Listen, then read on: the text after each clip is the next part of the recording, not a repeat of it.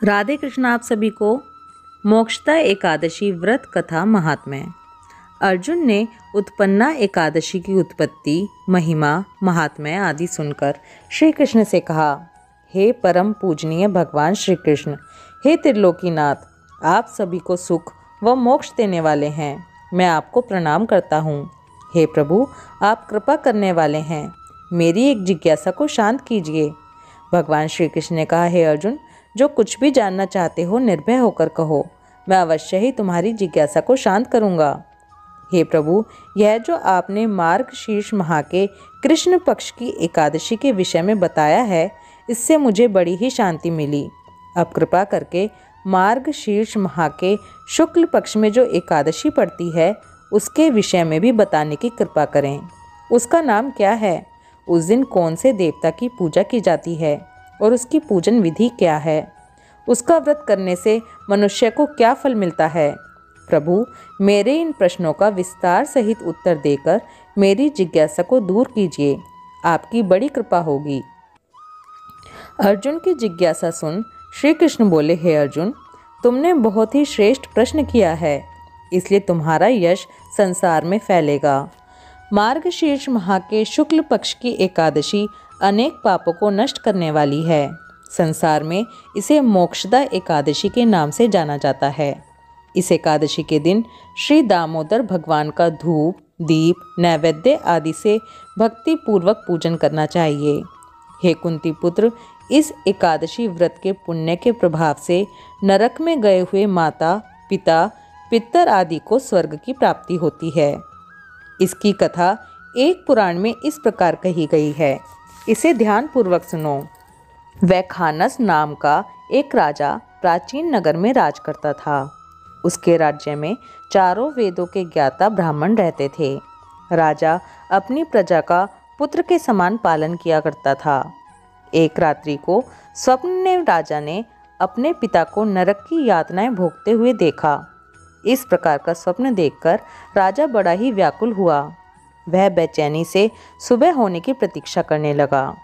सुबह होते ही उसने ब्राह्मणों को बुलाकर उनके समक्ष अपने स्वप्न की बात बताई। हे ब्राह्मणों, रात्रि को स्वप्न में मैंने अपने पिता को नरक की यातनाएं भोगते हुए देखा है। उन्होंने मुझसे कहा है कि हे पुत्र, मैं घोर नरक भोग रहा हूँ, मेरी यहाँ से मुक्ति कराओ। जब से मैंने उन्हें यह वचन सुने हैं, तब से मुझे चैन नहीं है। मुझे अब राज्य, सुख, ऐश्वर्य, हाथी, घोड़े, धन, स्त्री, पुत्र आदि कुछ भी सुखदायक प्रतीत नहीं हो रहा है। अब मैं क्या करूं, कहाँ जाऊं? इस दुख के कारण मेरा शरीर तप रहा है। आप लोग मुझे किसी प्रकार का तप, दान, व्रत आदि बताएं, जिससे मेरे पिता को मुक्ति प्राप्त हो। यदि मैंने अपने पिता को नरक की यातनाओं से मुक्त कराने के लिए प्रयास नहीं किए, तो मेरा जीवन निरर्थक है। जिसके पिता नरक की यातनाएं भोग रहे हों, उस व्यक्ति को इस धरती पर सुख भोगने का कोई अधिकार नहीं। मंदेवों, मुझे शीघ्र ही इसका कोई उपाय बताने की कृपा करें। राजा के आंतरिक दुख की पीड़ा को सुनकर ब्राह्मणों ने आपस में विचार विमर्श किया। फिर एकमत होकर बोले, राजन, वर्तमान, भूत और भविष्य के ज्ञाता पर्वत नाम के एक मुनि हैं। वे यहाँ से अधिक दूर नहीं हैं। आप अपनी यह व्यथा उनसे जाकर कहें, वे अवश्य ही इसका कोई सरल उपाय आपको बता देंगे। ब्राह्मणों की बात मानकर राजा मुनि के आश्रम पर गए। आश्रम में अनेक शांतचित्त योगी और मुनि तपस्या कर रहे थे।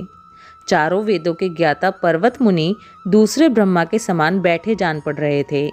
राजा ने उन्हें दंडवत प्रणाम किया तथा अपना परिचय दिया। पर्वत मुनि ने राजा से कुशल क्षेम पूछी।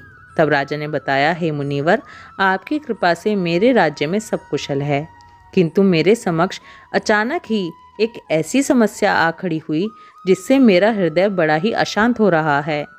फिर राजा ने मुनि को व्यथित हृदय से रात में देखे गए स्वप्न की पूरी बात बताई और फिर दुखी स्वर में बोला, हे महर्षि, अब आप कृपा कर मेरा मार्गदर्शन करें कि ऐसे में मुझे क्या करना चाहिए, कैसे मैं अपने पिता को नरक की यातना से मुक्ति दिलाऊं। राजा की बात पर्वत मुनि ने गंभीरता पूर्वक सुनी। फिर नेत्र बंद कर भूत और भविष्य पर विचार करने लगे। कुछ देर गंभीरता पूर्वक चिंतन करने के बाद उन्होंने कहा, राजन, मैंने अपने योग बल के द्वारा तुम्हारे पिता के सभी कुकर्मों का ज्ञान प्राप्त कर लिया है। उन्होंने पूर्व जन्म में अपनी पत्नियों में भेदभाव किया था।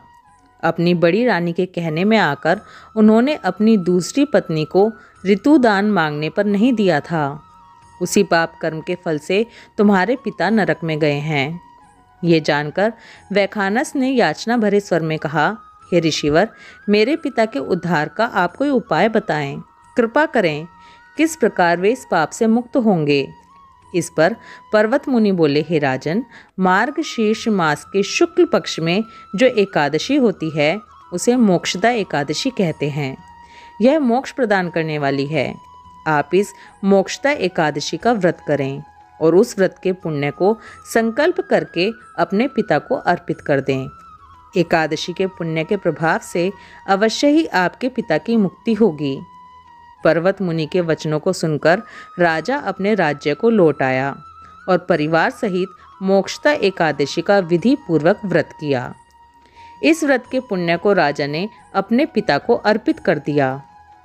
इस पुण्य के प्रभाव से राजा के पिता को सहज ही मुक्ति मिल गई। स्वर्ग को प्रस्थान करते हुए राजा के पिता ने कहा, हे पुत्र, तेरा कल्याण हो। इतना कहकर राजा के पिता ने स्वर्ग को प्रस्थान किया।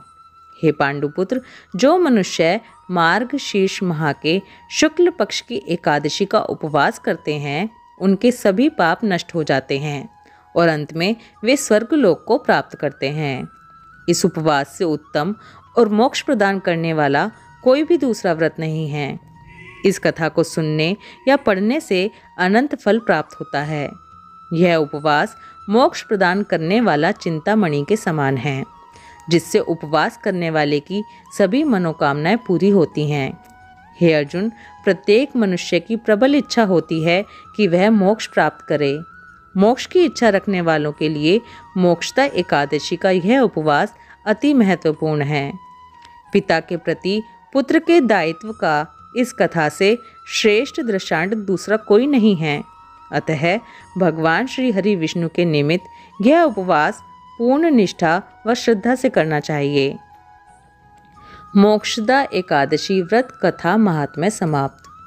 ओम नमो भगवते वासुदेवाय। राधे कृष्णा।